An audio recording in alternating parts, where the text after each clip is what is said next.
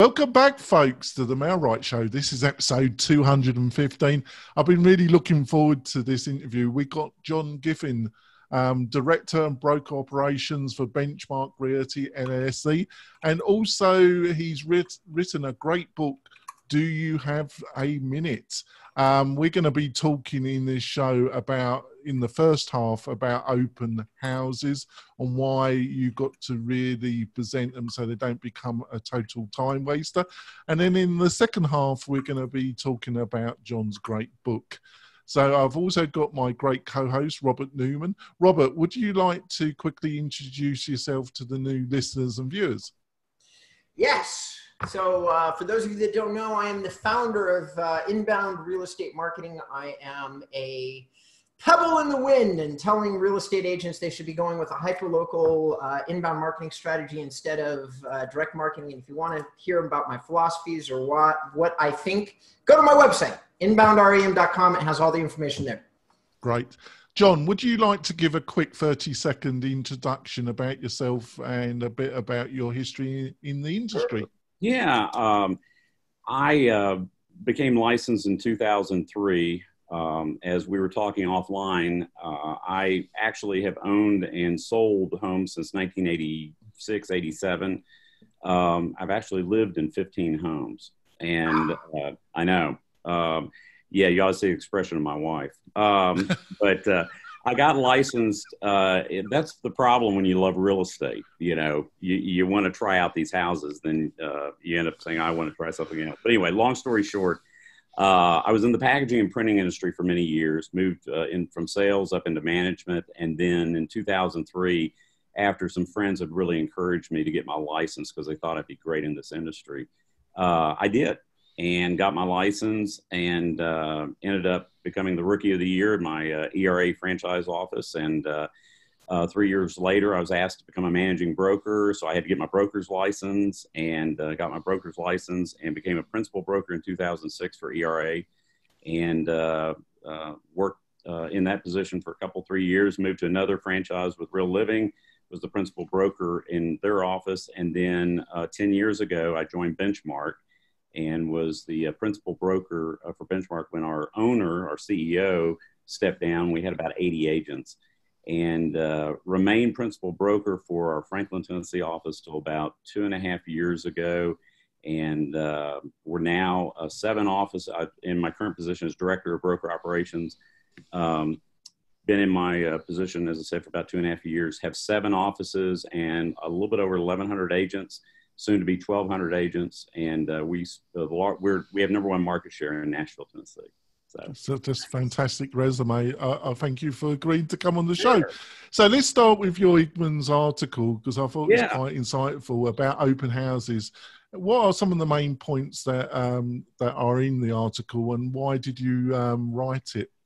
Well, I think one of the things that I hear a lot of times from agents is that open houses are a waste of time.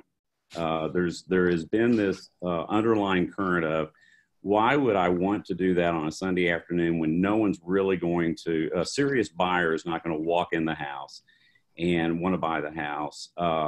You know, the looky-loos, as I call them, show up. The neighbors come in because they've never had an opportunity to get in the house because they've never reached out to get to know these folks who own the house. So the hobbyists are out. There actually are people who that's what they do on Saturday or Sunday afternoons. They're going out looking at open houses because they have nothing better else to do. Well, I was one of those people. I really believed before I became a realtor, I really believed that open houses were a waste of time. Can I just quickly say something before you go on? I'm not being rude, but I think that, thank God you saw the light, because I think that what you just stated is the most crazy nonsense that's in the industry at the present moment. I think it's totally bonkers. But I know it is crazy, and I think so. The story, here's how I became a convert.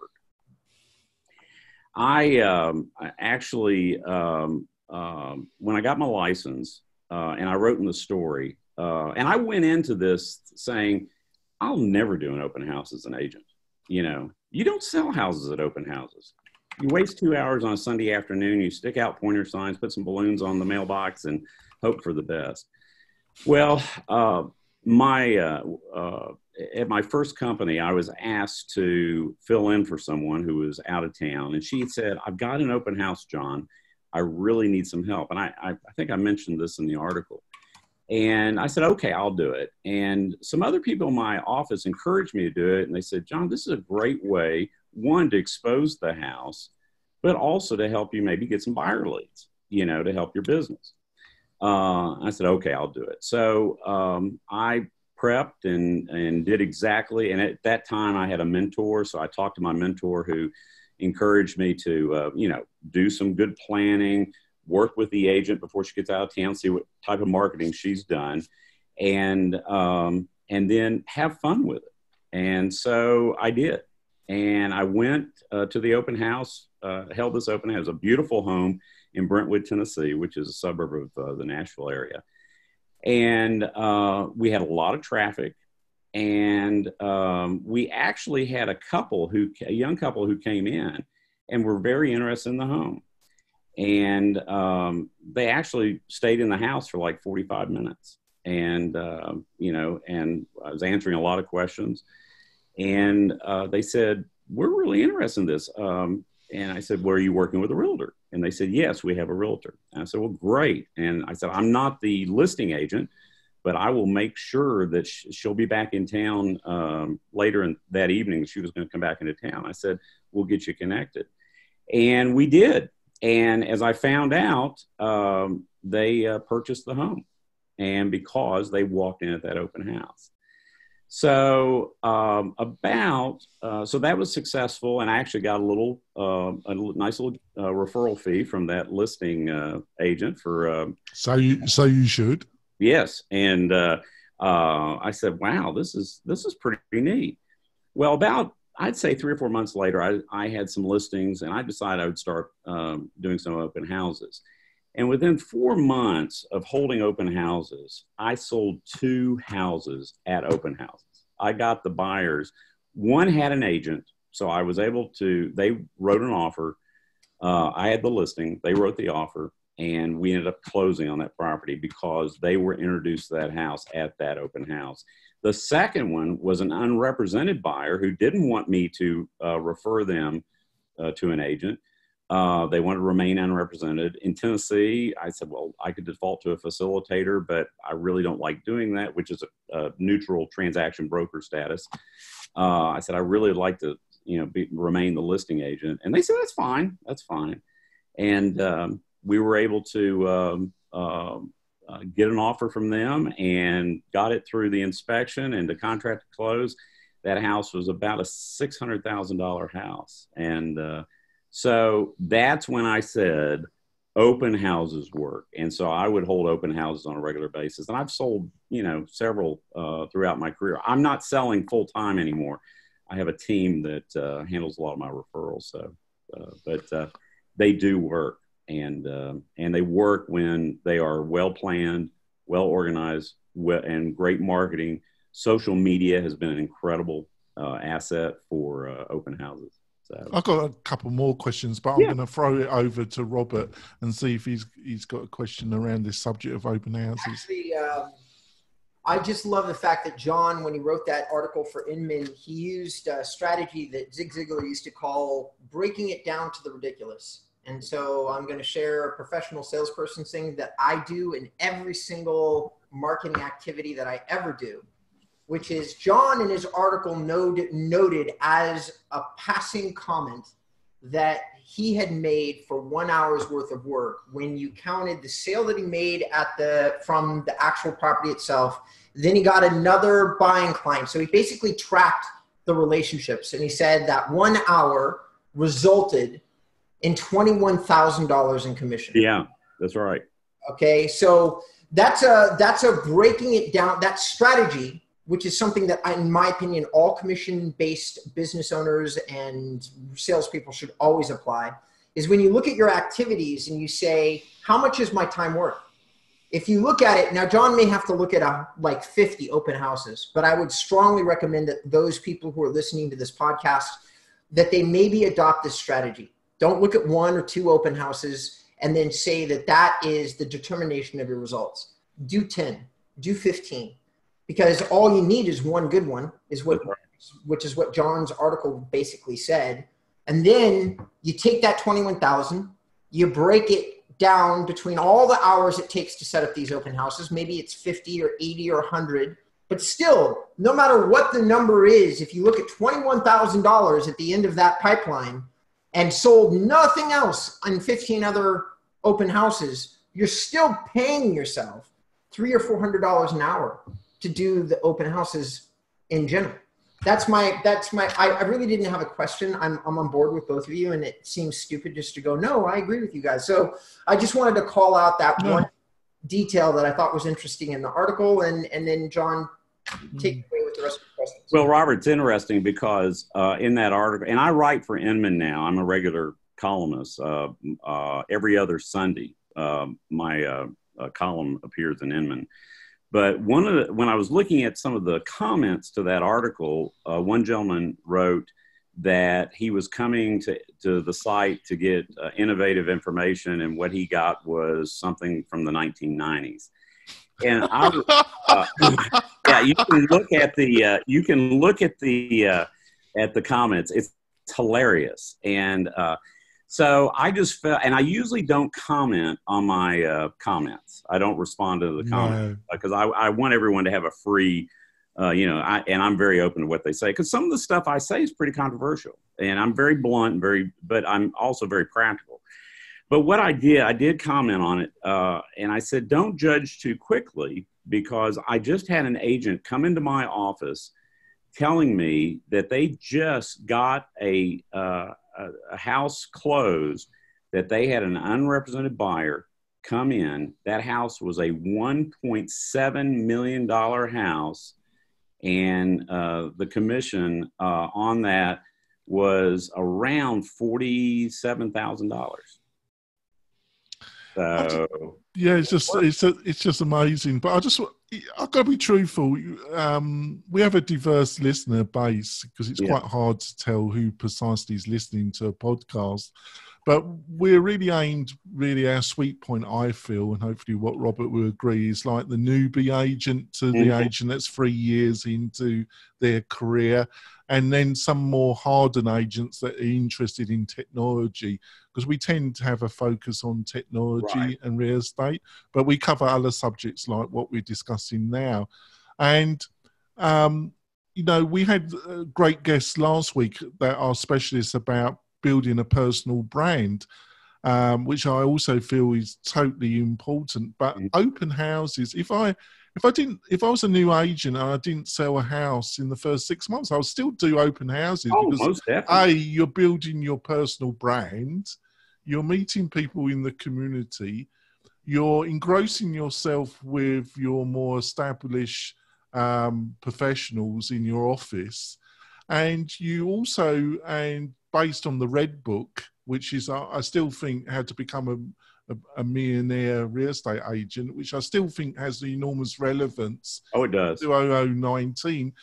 The main thing is you're building your database, which is essential. So when anybody says they're not really interested in open houses, I'm just gobsmacked. Yeah, I think, and Jonathan, you're exactly right. It is, if anything, it's a great way for a new agent to get out there, get their feet wet. When I wrote, Do You Have a Minute? I wrote it not only for the new agent, but also experienced agents, because experienced agents, as we all know, real estate is like an EKG. It's an up and down, up and down. It's feast or famine. And a lot of time, even experienced agents need to get back to fundamentals.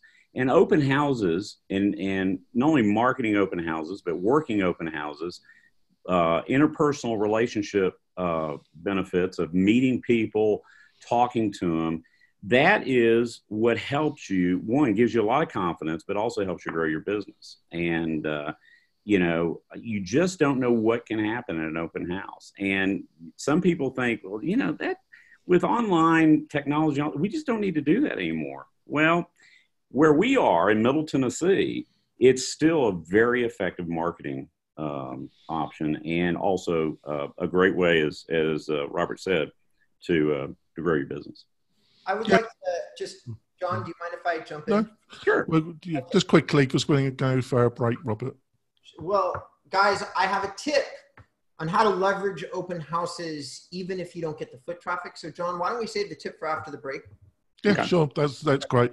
We're going to go for our break, folks. When we come back, we're going to then talk about John's great book, Do You Have a Minute? And what are some of the main things that he wanted to emphasize in the book. We'll be back in a few moments, folks. We're coming back. I think we've had a fantastic conversation already. Over to you, Robert. Thanks, John. I appreciate it. So John's commentary, well, John is talking about an article, which to my Jonathan, I hope that you link it because it's a really good article, but actually even better than the article itself is some of the comments from the agents and the people that read the article, which brought up all sorts of good points. Too many to cover in the podcast. But there is one thing that I wanted to say because there's this constant evaluation of value. And here's the funny thing. Nobody's mentioning the value of taking your camera and doing either a live watch party in the open home or doing a YouTube upload or leveraging both Facebook and YouTube, which technically speaking, depending on how you're doing your marketing and how you've positioned yourself as a realtor, like if you're already established and you have, let's call it a couple hundred subscribers to your YouTube channel, then adding content as you step inside the home and do your own personal tour and sharing your thoughts as they are occurring to you as you're prepping to do the open home is this amazing value add guerrilla marketing strategy that leverages social media tools for free. There's no additional cost. You're already there. You've already spent the time, gas, money, energy getting to the property. So what's left? Just your comments and the phone tour. So John, that would be another way for you maybe to pass along to your 1,100 agents that like they could be leveraging. Well, it totally also fits in that content to another great guest we had a few weeks ago, didn't it? About Google Business Page and why it's so important to post updated videos on the houses that you're representing or the open houses, and how, because it dominates local search, John. It really does. Totally dominates local search, your Google Business Page, and having updated content in there will give you free results that will outpower even advertising on Zillow, John. Oh yeah. So everything we're discussing about these open houses, then you push videos onto your free Google Business Page, and then you can use it on Facebook, use it on multiple social platforms. It's just dynamite, and people love anything to do with property, don't they, John? Oh, they do. You know, people are fascinated by other people's homes, so you will get viewers, won't you? You'll get a lot of viewers, and it also shows your professionalism. And I, Robert, I think that's an awesome idea. And I plan on sharing, with your permission, I'd love to share this podcast with our agents. Of course you can. We'll send you all the links. Now, let's go on to your book. And what was the main reason why you wrote it? And also, maybe, you know, we've got another 15 minutes and then maybe some quick bonus content afterwards. Sure. What are some of the main things that you want to get across in the book? Well, I think one, this book is sort of it was a 2.5-year project. And I really wanted to be able to give back to agents. And I did have the new licensee, that someone who's been in the business, as you said, between 1 to 3 years, a resource on helping them grow their business, getting off the ground and growing their business. I didn't write the book to make money. It's selling well, but I wanted to make it available in multiple formats. It's available on Amazon in paperback. It's an Audible version. I actually narrated the book, which I thought would take about 5 or 6 days, and ended up taking about 3.5 months. So that was a project in itself. And it's also in a Kindle version and an ebook version. So I want to make it available for realtors in any format. Yeah, I said there's 6 key elements that agents need to know about. One was establishing their real estate business. How many real estate agents have a written business plan? How many people will sit down and write a written business plan? 2, the second section is on client management. Understanding client expectations.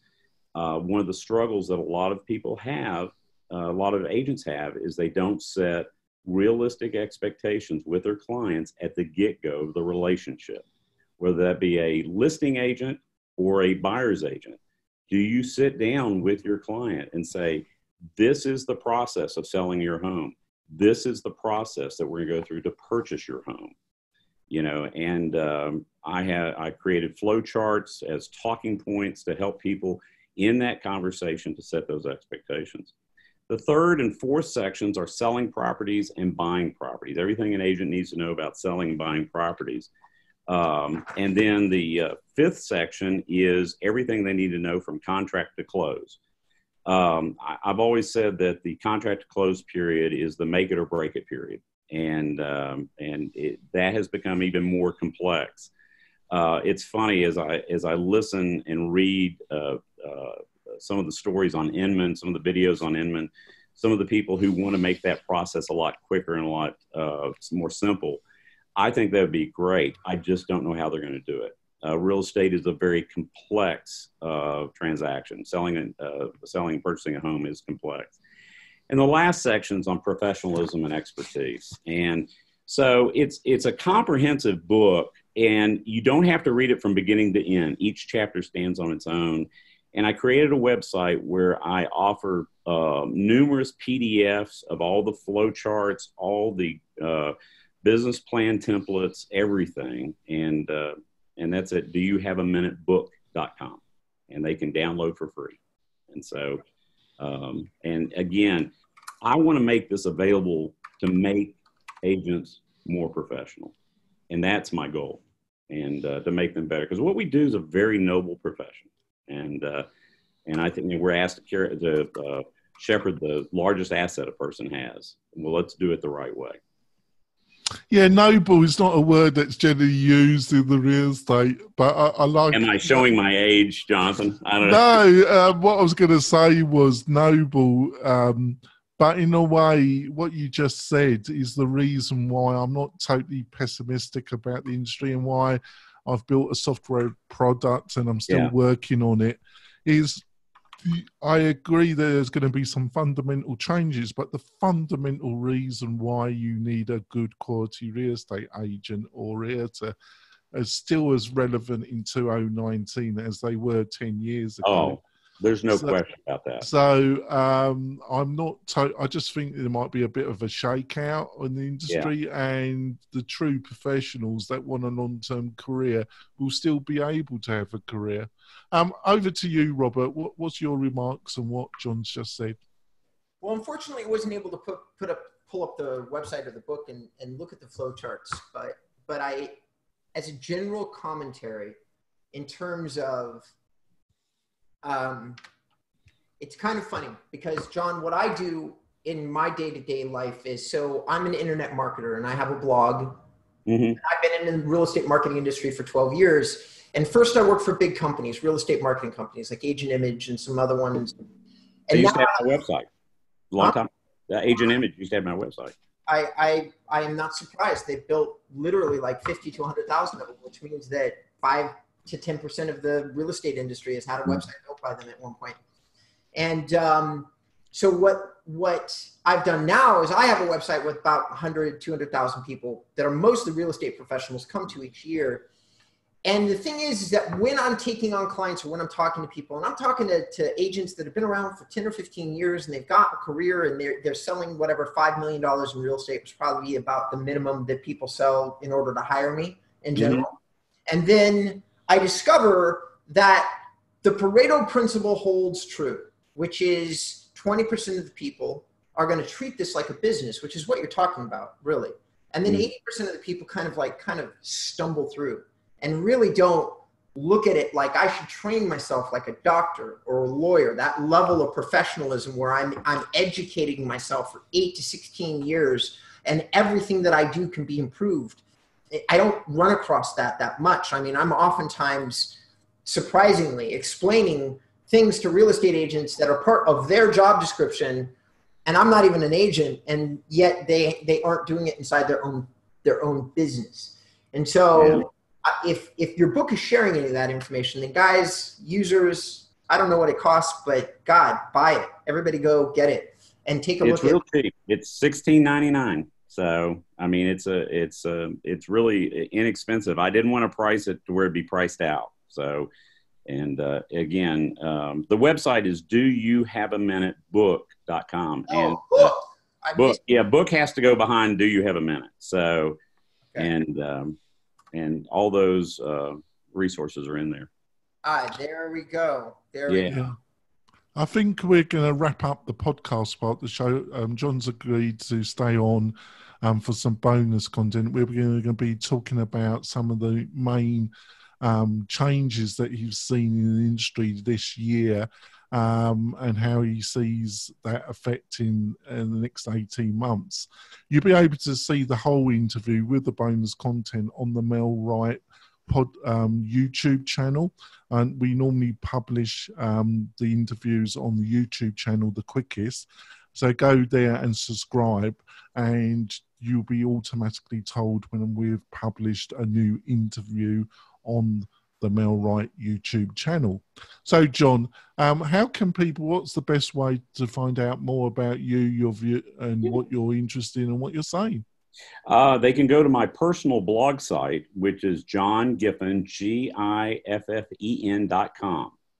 And that's where I write. I write on Inman, but I also write on that blog. And then I have, again, the book site. But johngiffen.com is my primary site. So that's great. That's great, John. Yeah, and they can subscribe. So that's fantastic, and thank you so much for joining us. You have to come back in the new year and share some of your fantastic knowledge. Robert, how can people find out more about you and what your thoughts and what you're saying?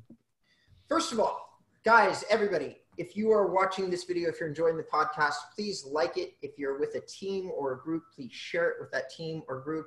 If for some reason you just really desperately want to know more about me, you can do so. Find out more about me at my website, which is inbound, like the word inbound, INBOUND, REM.com.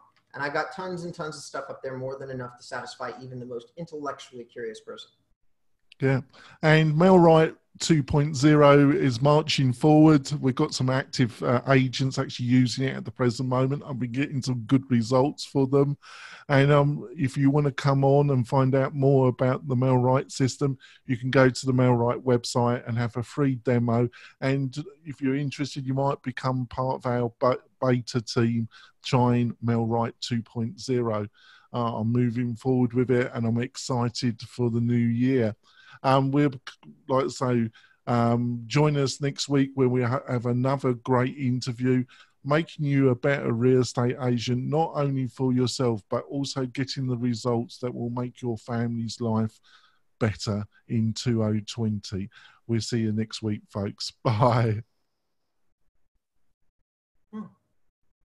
So, John, the big story of the two biggest stories of the year are the kind of like Compass, virtual brokerages, and also iBuyer and a number of other of those platforms. Got any comments on those? Would you agree that those two areas are two of the biggest stories of 2019 in the real estate industry? And how do you see them affecting 2020? Well, I think, let me take the Compass first. Very interesting journey that they've gone through. And Robert Revkin is extremely smart. I think right now, and they have come to Nashville, they're taking us on. and trying to get more market share. I subscribe to the Wall Street Journal, and Wall Street's a little concerned about SoftBank, which is behind WeWork, which is also behind Compass. And I think a lot of us are sort of sitting back watching this to see, okay, will this stifle their growth? Will this, they've had some turnover. I think it was last week or week before last, their COO left, and time will tell. They are very their marketing is very, as we say in the South, very slick and very professional, and they are disrupting. I'm concerned about the business model, but I'm concerned about a lot of the other business models too. And I think it also depends on what happens to the market. Right now, the economists are many of them are saying that we probably will have some form of recession coming up at some point. How will that affect some of these companies, these venture capitalist backed companies? Can they continue a growth? I don't know. But Compass has been pretty intent, and I think long term, the Compass we see today will not be the Compass we see down the road. And so, and pretty much that's about all I'm going to say about Compass. I couldn't agree more. Yeah, exactly. And so you can take that for what you think. And well, we've had some guests that have been a lot more. You've been very diplomatic. Yeah. No, we had one guest a few 6-7 weeks ago, another great guest, and basically he not too many words. I think he actually said that he thought it was mostly smoke and mirrors. But I'm not going to ask you to reply to that because you've been very diplomatic. So on to iHome and the open doors and and all that. What do you think about that? It's interesting. I wrote an article on Inman about iBuyers, and I forget what the title was. This was back in May or June. And when I wrote it, the title that I came up with, and I think my editor at Inman, they came up with a much more catchier title, but it was originally titled, "Don't Let the iBuyer Scare You." And that's another model that I'm still trying to figure out how they're going to make money long term. And because the only way they can make money is they're going to have to sell a lot of homes. And there's a couple things that I've observed with the iBuyers. One is in Nashville, we have seen several of the homes that they've purchased sit on the market for over a year, and they have not been able to sell them. And we're in a very, very, our market here is incredible. I mean, we have no inventory, hardly any inventory. I mean, things sell quickly. But we have seen a lot of the iBuyer properties, either they purchased them at a loss or something. But I've seen at least two that my agents have talked to me about. And I looked in the MLS, and sure enough, one of them in a suburb just east of Nashville has been on the market, I think, 13 months. And so they haven't sold. I think everyone and their brother it seems to be the shiny object, like Compass is sort of the shiny object in our market. I think iBuyers is sort of one of the shiny objects running around the room right now. Unfortunately, shiny objects eventually get dull. And I think the iBuyers are going to get dull. And I will say this though, and I said this in the article because I was looking at what Redfin was doing, what Gary Keller's been doing at Keller Williams. I think it does fit a niche. The one niche it does fit is if you are a family who has lost their parents and you want to get rid of that house quickly, that's where you go. I mean, but that's really the only one I can find. And I don't think the iBuyers are going to go to depressed markets once the recession hits. Long term, I don't see. They got to sell a lot of houses to make money because their margins are slim, at least from what I'm seeing. And so, I've got one more. I've got one more question, but I'm going to throw it over to Robert. Have you got a question for John? Robert, what do you think? Well, I have a reverse supposition. So I want to ask you a question, which is a rare opportunity for us, John, to talk to somebody who's currently in the process of managing as many agents and brokers as you do. It's a very rare opportunity, even for Jonathan and I. And so the question is this. My entire premise, my business, 12 years of my history, my entire soul is wrapped up into one concept. I see all the technology advances. I understand them better than most people. I understand what Refkin did. I understand the mobile app that he built probably better than most people do. Mm-hmm. I understand that most of what they're doing is hype, and they're giving shares to brokers, and you don't have to agree to anything. You're in a position where I don't expect it's proper for you to comment too much.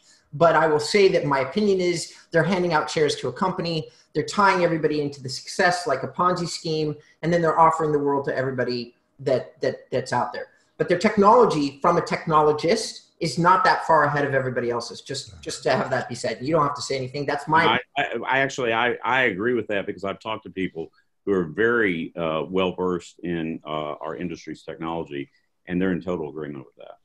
So here's what my premise is. I think that the average agent anywhere in any state, yours, other people, should be focusing on being a hyper-local expert, leveraging things like social media, a website that they can own. They focus on social proof, that, videos of them shaking hands of people they've served and the stories of the people that they're actually servicing, and focusing on representing themselves as a local expert inside their like a chosen niche or demographic, condos, neighborhoods, right, that kind of thing. I think that the world at large is hungry for something other than commoditized real estate transactions. I think that people are hungry for the personal touch as opposed to this iBuyer stuff and all the things that you're talking about. That's my opinion. I think if you gave them, like in the search results on the first page, you have an agent talking about a home, like right, to a tour, as opposed to a Zillow search result, I do think people will get their statistical information from Zillow and schedule an appointment with the agent that did the walkthrough. What do you think? I totally agree. I think one of the things we got to remember is that we're dealing with human beings, and human beings need relationship. They need this interpersonal interaction. I've always told our agents that the great thing about technology is it supports what we do, but it doesn't do what we do.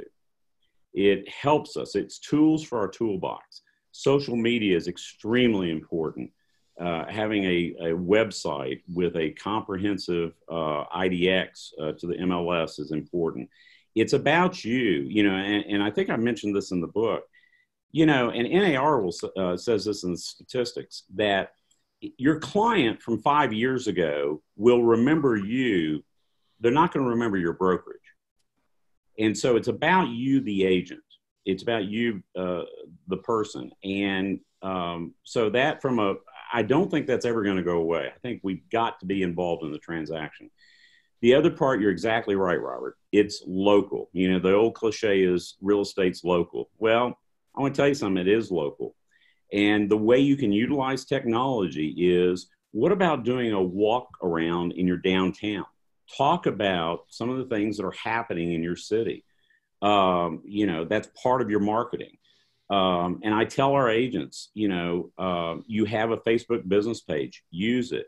But, you might want to put a comment without violating Facebook rules on your personal side saying, man, this was a great day. I just came from a closing. And do stuff like that lets people know you're in real estate, and I just think it's that personal touch. And this book is all about fundamentals, and they're not going to go away. The great thing is we got great technology now that's going to help us even promote what we've been doing for years, promote it even better. So we're probably wrapped up, but John, before we do, I just got one. Got one final question? Sure.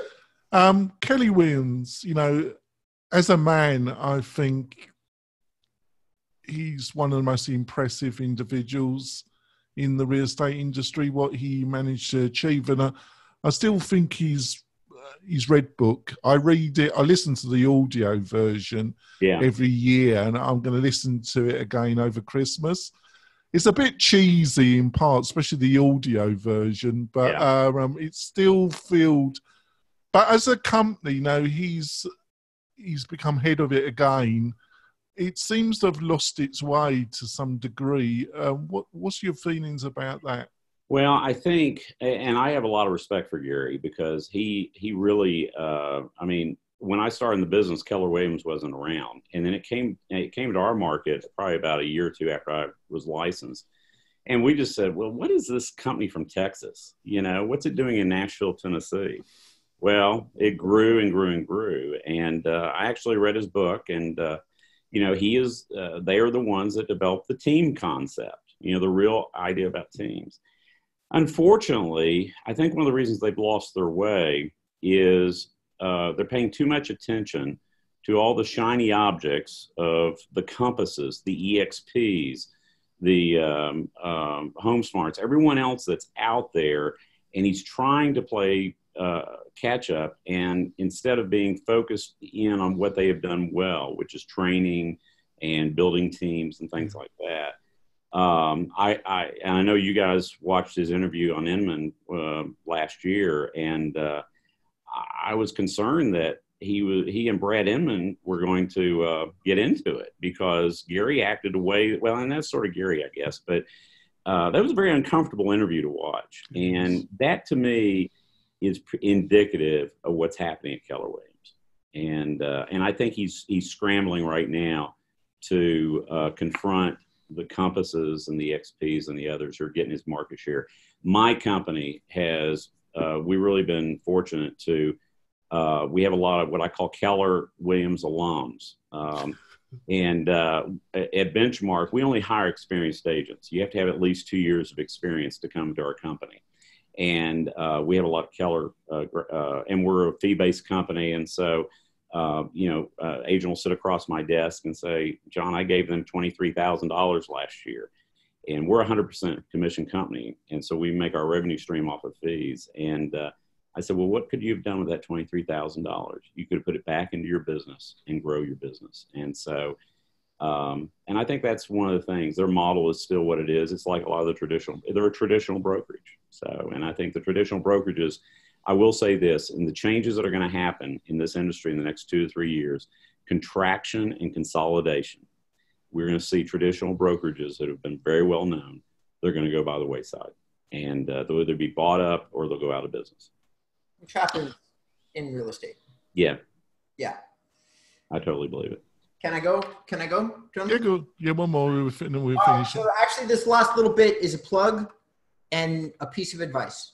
So while we've been talking, and it drives John crazy that I am usually so distracted and doing many different things, but oftentimes what I'm doing is I'm doing research related to the person that we're sitting with. So what I've done is I've opened up this website, doyouhaveaminutebook.com, and I'm about 9 sheets into, I've never seen anything like this. You can't go to, who are the real popular coaches, Mike and Son. Mike Ferry and Buffini. They're not offering. Mike Ferry offers 21 cold call scripts that are 20 years old. This stuff that I'm seeing on this book website is way, way better. It's so good, as a matter of fact, that when we turn off the camera, I'm going to talk to you, John, real quickly about licensing 1 or 2 things that I've seen here already. The content is amazing. So for our users, you really, really, really should, because my business is content. I'm not in the real estate transaction side, but I am very much in the real estate content side. And I'm constantly looking for what is available that might be helpful to real estate agents. And there's nobody that I've seen that's offered this much real estate specific content. There's forms, 12-month budgets, marketing plans, 450 things you can do to improve your home. And I'm just scratching the surface. We don't have the time. So John, amazing job. Amazing. I'm I'm a Wild fan, and that's high praise. That's high praise, John, because Robert can be a little bit more critical than me. But I don't criticise you, Robert. It's envy actually, because Robert can multitask and I can't, John.